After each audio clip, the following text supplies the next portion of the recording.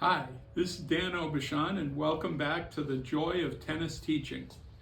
I got a question from a viewer referring back to one of our older videos where we were discussing the use of the red, orange, and green balls. And I was talking in that video, I referred to a series of exercises that we call JFT drills. That stands for Judgment, Feel, and Touch. And really it's a grouping of any kind of exercise that's designed to help you experience some sort of hand-eye coordination exercise, but hand-eye coordination exercise often using a racket and a ball as well. So we've all seen and we've all had the kids do the downs where they're bouncing down with the racket and ups with bouncing up. And if the kids get adventurous, we'll have them do turning it over on both sides with that. Those are examples of JFT drills, Judgment, Feel, Touch drills. Now, Judgment, Feel, Touch drills are designed to help us improve our hand-eye coordination and our racket hand-eye coordination. You can use these drills with any age player. As a matter of fact, in recent years, when they show professional players warming up in the gym or in the hallway before they go on court for a match, oftentimes you'll see drills where a trainer or a coach is tossing one or two balls and the player is hopping around and catching those balls and firing them back. And those are just more advanced JFT drills. I can remember back in the day in the 80s watching Boris Becker before he warmed up. And every time before Becker warmed up, he would pat the ball back and forth on the forehand and backhand side of his racket, loosening up his wrist, but also getting a feel for the ball striking the strings. And that's what JFT drills are for. Those are drills that any player can use, and often the very best players in the world use these as warm-ups, as stimulators for the nervous system to get the racket hand-eye coordination going on a better effect. Back in the day when I was running PBI training programs, once we had discussed contact and the importance of getting the ball on the strings, we would often do a JFT exercise, and I would take the group of 4, 5, 6 PBI trainees, and I would say, let's go around the circle, and everybody has to give me a new exercise. So the first one would always be downs. Great. Take the low-hanging fruit. I like that. Second one would be ups. Third one would be forward and backwards. Then they'd start to have to think a little bit, and we would keep going until everybody was stumped.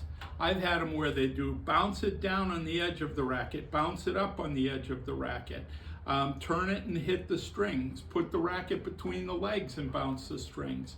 Chains of different JFT drills together.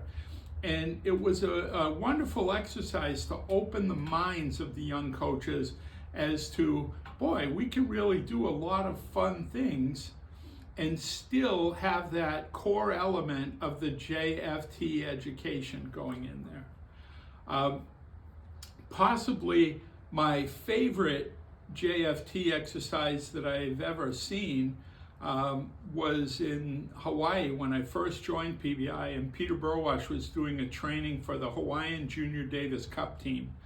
And they were trying to learn to serve and volley, and Peter wanted them to pick up the ball quickly and be able to catch it.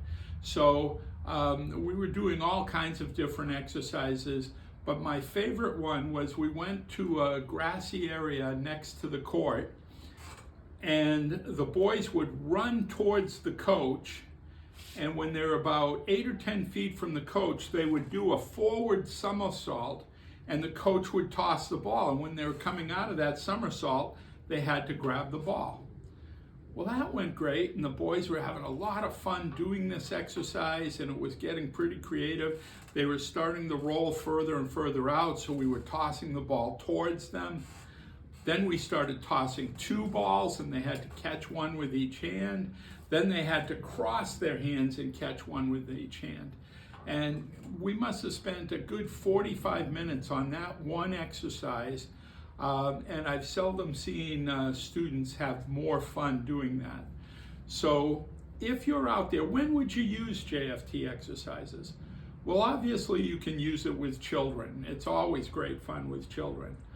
But if you've got adults that don't have a lot of sports experience, JFT drills can be a terrific exercise to start the lesson off and give them a feel for what the racket can do.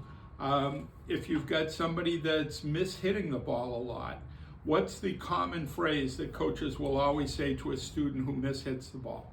Watch the ball. Drives me crazy. You know, you can't watch the ball until it hits your strings. It's medically impossible. So how do players make good contact with the ball? Well, they make good contact with the ball because they've developed the hand-eye coordination.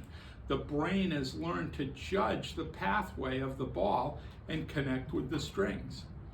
I worked with a coach once who used to say, watch the ball to his students all the time, and I would get crazy with him, and we would argue about this, and he'd say, you have to watch the ball.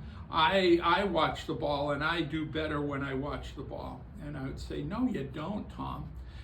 He had one of the best behind-the-back shots I've ever seen. I never played a doubles match where he didn't reach his racket behind his back and hit it. And I said, are you watching the ball there? You can't even see the ball. Your face is in the exact opposite direction of where the ball was coming. So how could he hit the ball so well? He developed the coordination for that shot. So I hope you'll go out, you'll take a new look at the idea of the Judgement field touch drills, and you'll go ahead and try them. Now, I'm going to do a Judgement field touch drill to close off today's video, and this is a real challenge because having hand-eye coordination with no eyes is a bit difficult, so we'll see how I do. Bounce, bounce, bounce, bounce, bounce, bounce, bounce. Oh well, I did pretty well overall. Thanks a lot for tuning in. Please send me your questions. We will get to anything that you ask, and go out there and enjoy tennis teaching.